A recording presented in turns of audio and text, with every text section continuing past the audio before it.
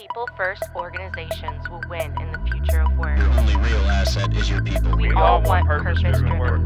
HR-led organization is the I'm future. sorry, but leaders don't lead empty desks and empty shop floors. Welcome to the People Strategy Leaders Show. I'm your host, Sri Chalapa, founder and president of Engagedly, and a serial entrepreneur in technology, films, and music. This is where we talk to people leaders, business strategists, and organizational savants about leading in the time of change. What is working, what is not working, and more importantly, what we should be thinking about. Stick around to the end of the show. We will reveal how you can be our next guest. And now, let's engage. Hello and welcome back. This is Sri Chalapa again with People Strategy Leaders Podcast. Today, I have the honor of having Tyler Robertson on our podcast. He is the CEO of Diesel Laptops, and they are one of the fastest growing companies in the space with over 200 employees and grew it from a garage. So there's obviously a lot to unpack here.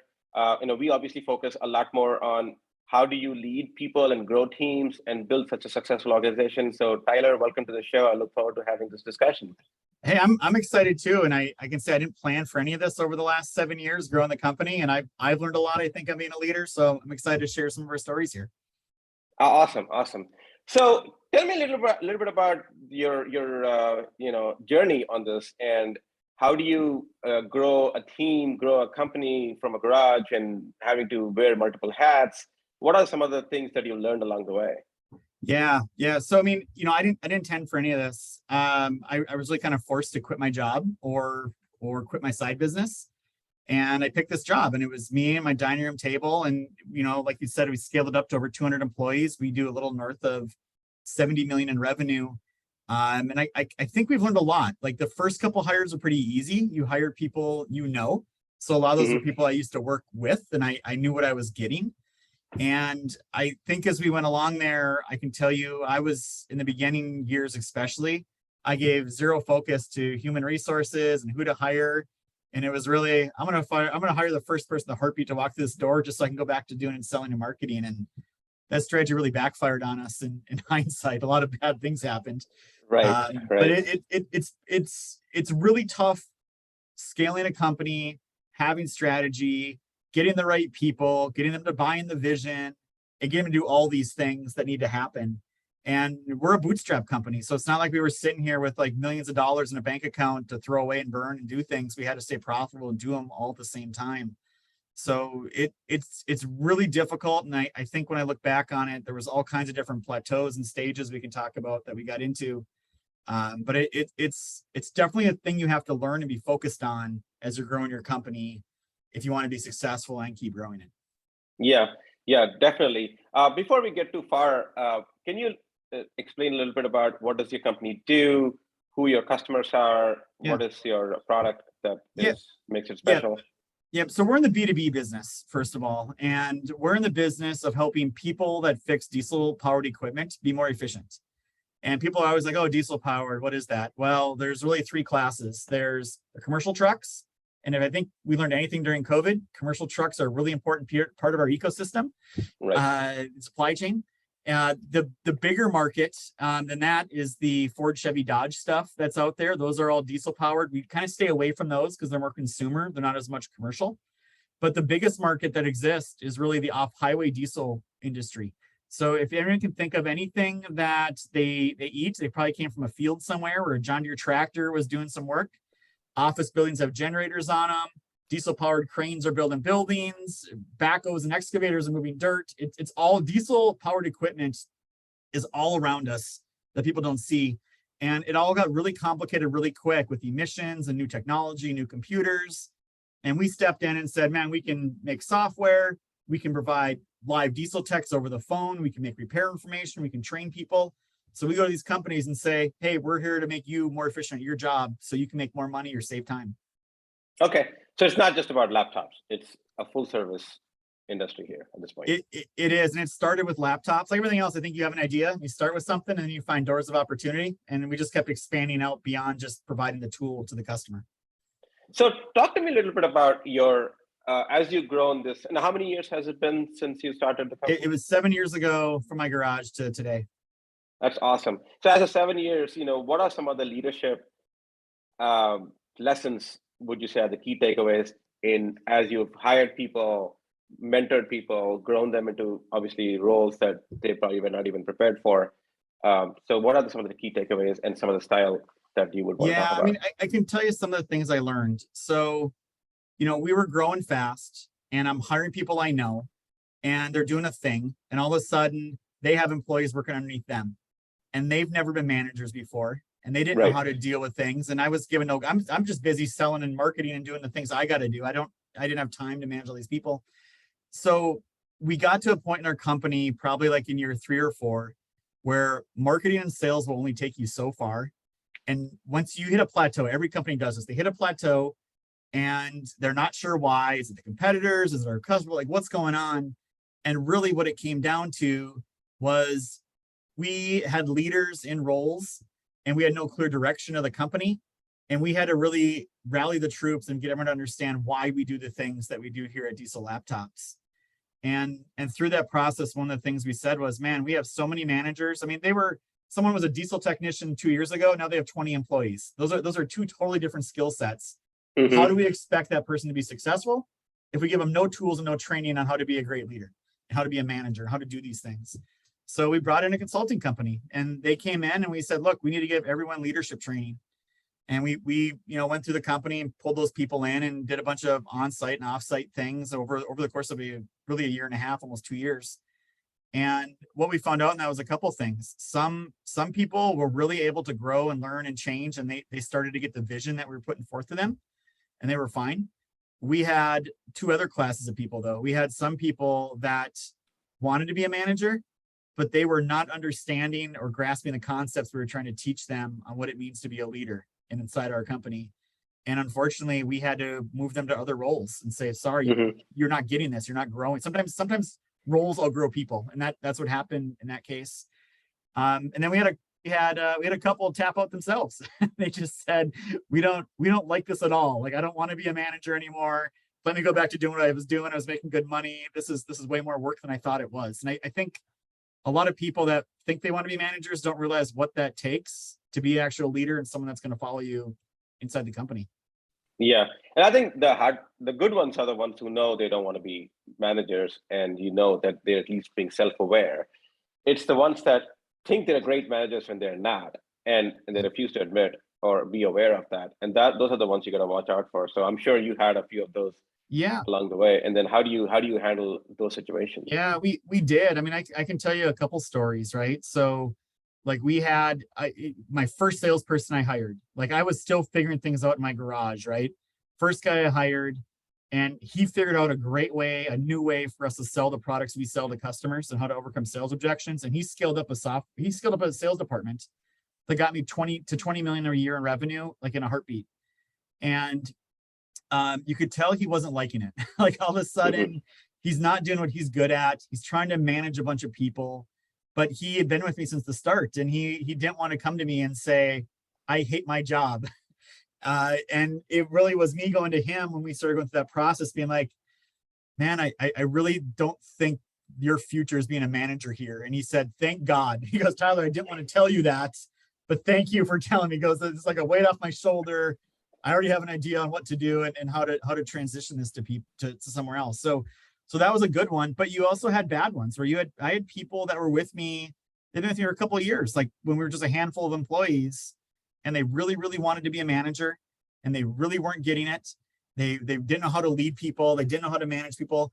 And what we ended up having to do there is just say, sorry, you can't do it. And they were at first, actually in all cases, we did this with a couple employees. They were really, really mad. They were really hurt. You could tell they were upset, but all of them said, you know what, we're going to stay with the company and take this other role.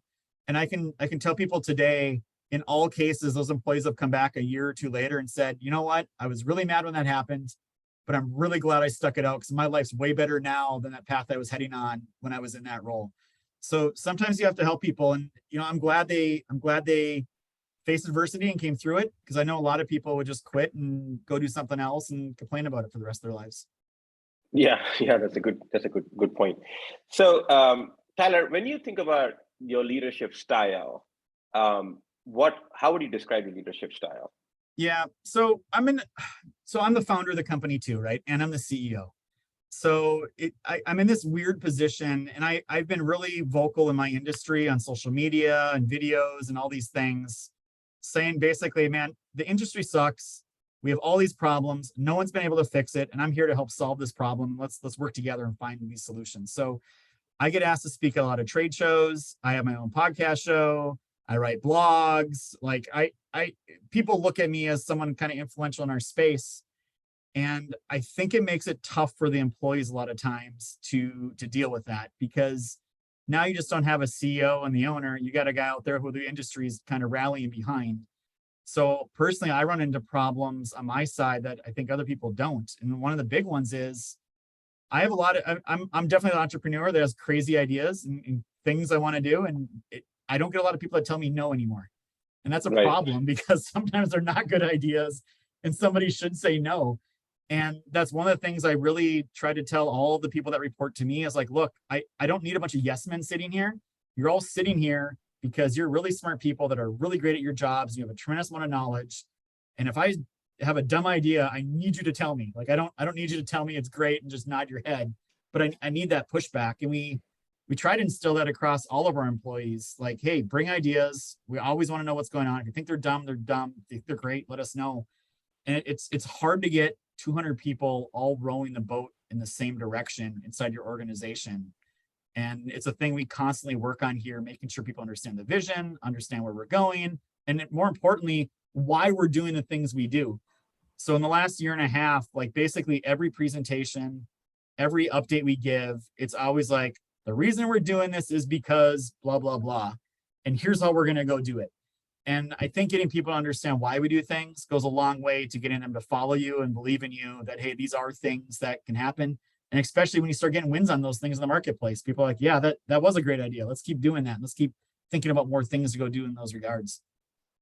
So some of the people have really leaders have certain things they do on a daily, weekly, monthly basis that helps them stay structured and be successful. What are some of those 2 or 3 things that you do that you believe every manager or every leader should do so that they are successful and their teams are successful? Yeah, I mean, I think there's a lot of pieces to that puzzle. So number one, it's actually having a plan, right? So there's all those sayings like a goal without a plan is just a wish. We talk about that a lot over here. Like, hey, we need to spend most of our time planning, because if we do that, it means we're going to go execute. And that goes not into just the strategy the company's doing, but plan your day. Make sure when you wake up, you know what you're doing that day. I can tell people before I roll into the office here, I know exactly what I'm doing that day. I got time blocked out for things. I'm doing the best to get through things quickly as possibly as I can. But I also know I need to have a work-life balance. So I just turned 44. I got an 8-year-old and an 11-year-old. I know I personally can't just spend 80 hours a week at my job and expect to be successful without the other piece of my life. So I leave work every day at 4 o'clock, and I'm able to do that because I start early and I structure my day and I stay on task and get things done. So it's a lot of things, I think, and that's, I guess, 2 of the examples. And so as you're looking to hire people, and I'm assuming you're still hiring and growing your organization, what are some of the key attributes that you look for, other than the hard skills of being able to fix diesel generators and things like that? Yeah. So one of the things we do is a cultural interview with every new employee. So employees go through a process, and really the last one before the offer is the cultural interview. And it's a lot of hypothetical situations, right?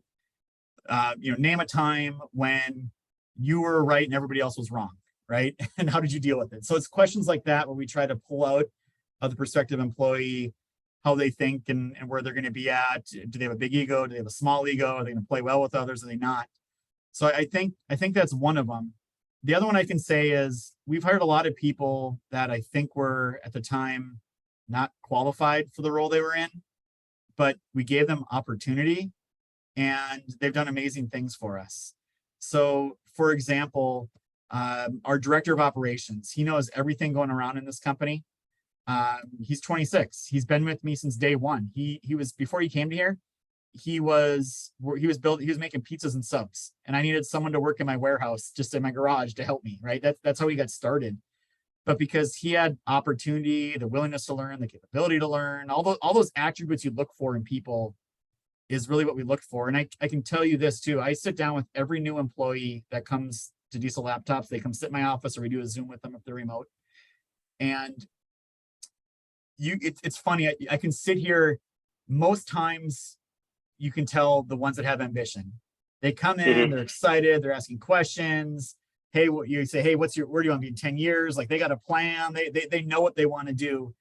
And those are the people that we want to come in and be with our company, hopefully for a long time. I hope we can retain them for a long time. So I always tell Riley, he's the 26-year-old I was mentioning, man, I hope I can afford you here in a couple of years, because you probably can go make a lot more money doing your own thing or figuring something out here. But you want to make sure you get the right employees that have the right attitudes and work hard and understand the vision and buy into what the company's doing. Yeah, absolutely. So what is your hopes and aspirations for the future with your company? I know you don't have any investors. You turned down an offer for a nice chunk of change. Where do you think you're planning to go next? Yeah, that's definitely the part I'm trying to figure out, right? So like I said earlier, I'm still fairly young, I consider, and I got young kids. Where do I position the company, right? Am I going to hold this thing for the next 20 or 30 years? Or do I start to bring in some other people? And I think, honestly, when I look at the picture, I look at it and say, man, I want Diesel Laptops to be around for a really, really, really long time. Well past when I leave this earth. And I think the best way to do that is bring in other people with other ownership, but find the right strategic partners to bring in to the entire ecosystem. So I think that's the path we're heading down, is let's go find the right partners. Let's put the right things in place. So there's been a lot of talk here about, life insurance policies and executive comp plans and how do all these things fold in together. But I think, to me, that's the direction I need to go, is let's go find some other people to have some other ownership in Diesel Laptops, but let's get the right mindset people and do it in a way that we can still fulfill the vision that we want to fulfill. All right, the last question. So what, as a startup founder who's starting off his or her company, what are some of the key piece of advice would you give? Or maybe, some to your younger self, for that matter, right? Yeah. So I can tell people, like, the number one, there's a couple of big reasons that allowed me to do what I did.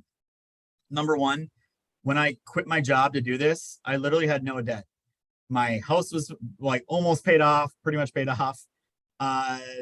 We had no debt, no credit cards, no student loans, no car payments. Like, that created so much flexibility and runway for us to grow the company, and was so much less stress than someone that's coming in when things are tight. So that was number one.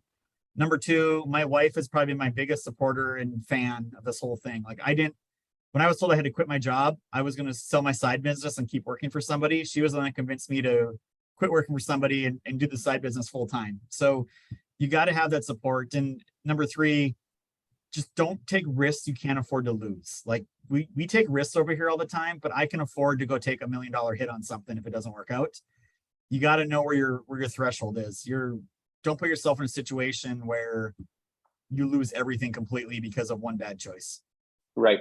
So yeah, the risk cannot have a fatal outcome, essentially, right? But you also need to think about, and I always say this, think about the worst case scenario. What is the worst that can happen, and can you handle it? If yes, then take the chance. Assuming the payoff is also quite there. But if it's not, you really need to step back. But it can go both ways, right? Some people are too afraid to take any risk because even a small failure to them they think it's fatal, but it's not. Oh, okay. Yeah, we fail all the time over here. That's the best. Right. That's the best way to learn, right? Is like, hey, that didn't work.